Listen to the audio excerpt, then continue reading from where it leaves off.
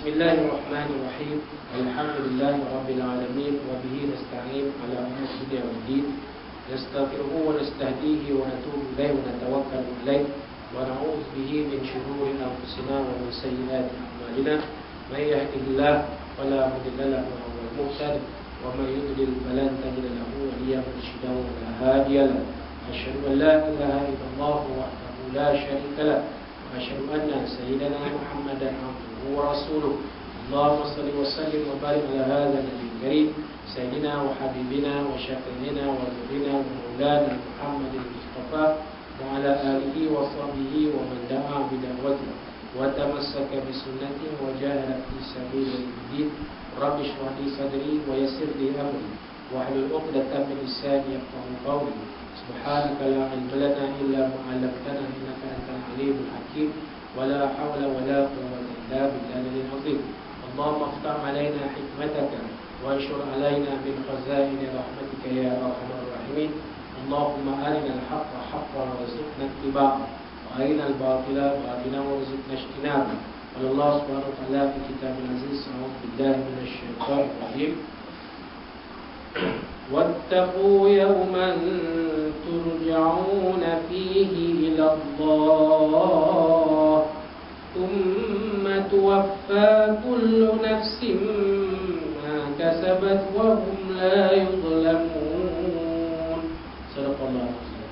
وقال نبينا محمد صلى الله عليه وسلم: الإيمان أن تؤمن بالله وملائكته وكتبه ورسله واليوم الآخر والقدر خيره وشره. أو كما قال صدق رسول الله صلى الله عليه وسلم.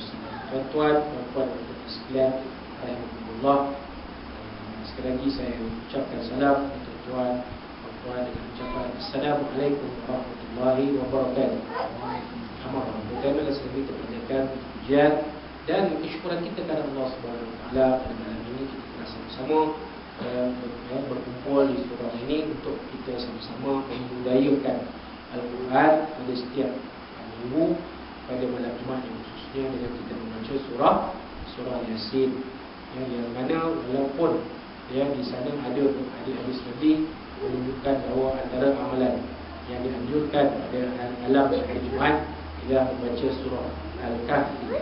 Namun demikian, mengambil kira waktu maghrib, antara maghrib dan isyak yang agak singkat, maka amalan membaca surah Al-Kahfi pada malam itu dilewatkan selepas solat isyak. Dan antara maghrib dengan isyak kita membudayakan membaca Al-Quran dengan kita membaca surah Yasin yang merupakan hati Al-Quran, yang mana ganjaran membaca surah Yasin ini sangat besar sekali, iaitu sesiapa yang membaca surah Yasin ini kepada Nabi SAW, siapa yang membaca surah Yasin pada malam Jumaat akan diampunkan segala dosa oleh Allah Subhanahu wa taala. Itulah ulama-ulama zaman silam menyusun amalan yang begitu baik ini pada tiap-tiap malam Jumaat yang kita ikuti dari generasi ke generasi hingga ke hari ini. Itulah sebabnya pada malam ini kuliah kita dimulakan terlebih dahulu dengan bacaan surah Yasin, supaya kebiasaan amalan yang baik berekspresi pada malam Jumaat ini tidak hilang begitu saja. Kerana kalau kita tidak melakukan amalan yang baik ini, bilakah masa ini kita akan berkumpul beramai-ramai membaca Al-Quran, melainkan hanya pada bulan Ramadan saja. Itu pun kalau ada kalau ada kumpulan tadarus Al-Quran. Kalau tak ada, pakai habis macam tu lah.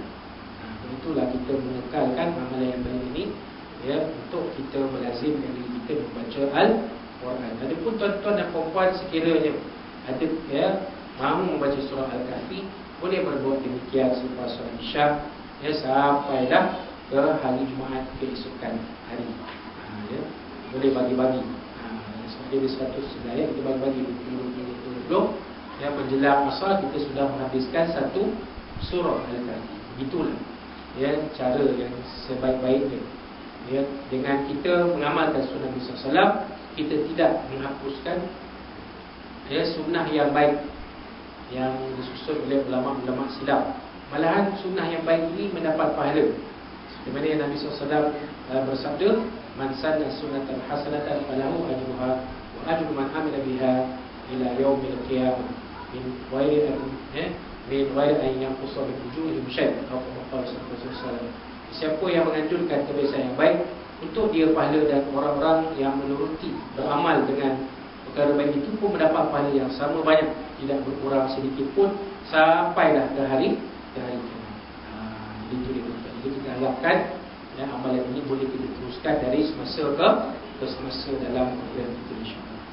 Tuan-tuan dan puan-puan muslimin muslimat rahimakumullah, kita lihat pada kali ini kita kembali membincangkan isi kitab Hadis 40 Peristiwa Akhir Zaman, yang mana 2 bulan lalu kita telah membaca matan dan terjemahan satu hadis di dalam tajuk yang kedua, iaitu kenapa dunia Islam menjadi sasaran kemusnahan. Jadi tuan-tuan dan puan-puan muslimin muslimat rahimakumullah, pada bulan kita kali ini kita akan membicarakan keterangan yang ditulis dan disyarahkan oleh pengarang kitab ini, Syekh Abu Ali Al-Bajari An-Nabi Al-Maliki, atau nama sebenarnya Ustaz Al-Fadhil Ustaz Fahmi Zamzam, Pengetua Ma'had Tarbiyat Islamiah Darul Al-Ustaz. Jadi saya bacakan keterangan yang ditulis oleh beliau dan kita syarahkan sama-sama, insya-Allah, muka surat 14. Hadis di atas menerangkan bahawa apabila sudah satu tempat atau negeri sudah terlampau banyak kejahatan, kemungkaran dan kefasikan, maka kebinasaan akan menimpa semua orang yang berada di tempat itu. Tidak hanya kepada orang jahat sahaja, tetapi orang-orang yang soleh juga akan dibinasakan. Walaupun masing-masing pada hari kiamat akan diperhitungkan mengikut amalan yang telah dilakukan. Jadi itu dia sebenarnya. Kalau kita lihat, yang bila dalam satu negeri, dalam satu negara, dalam satu kampung, dalam satu mukim, dalam satu qaryah, dalam satu mukim, dalam satu daerah berlakunya kefasikan, berlakunya kemungkaran yang merata-rata, tidak dapat dibendung, tidak dapat dikawal. Sama ada kemungkaran dari segi akidah ataupun kemungkaran dari segi amalan, luaran misalnya, segi ibadah misalnya. Kita mencampurkan ibadah dengan perkara-perkara yang bercanggah dengan Islam. Walimatul urus itu adalah satu ibadah, tetapi kita campurkan dengan perkara-perkara yang menyalahi agama. Bagus, boleh terus. Memang Nabi suruh kita mengadakan majlis kenduri kahwin, walaupun hanya dengan seekor kambing, awlim, walau bisyah. Nabi SAW mengatakan, buatlah kamu kenduri kahwin walaupun hanya dengan seekor kambing.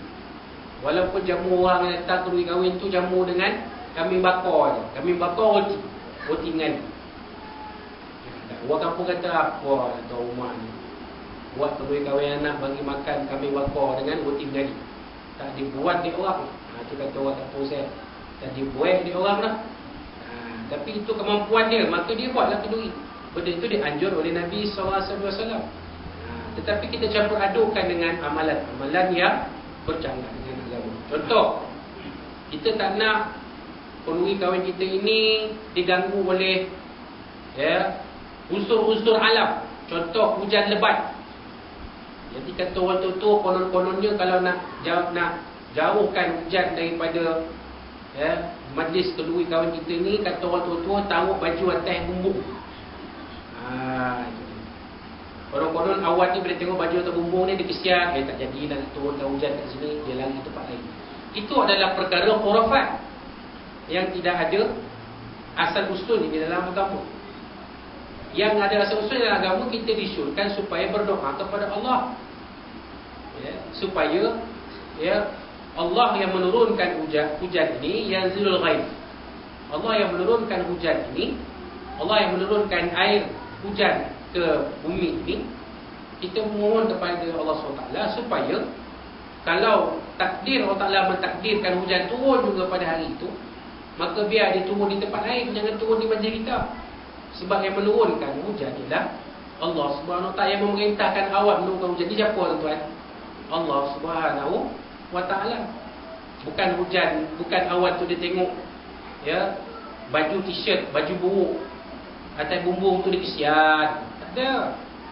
Bila Allah Ta'ala perintahkan dia turun hujan, dia akan turun hujan. Walau 10 helai baju kita letak atas bumbung rumah sekalipun. Ini dia, tuan-tuan. Sebagai contoh. Itu baru cerita tentang kemungkaran akidah. Belum lagi kita cerita kemungkaran dari segi amalan zahir kan, dalam satu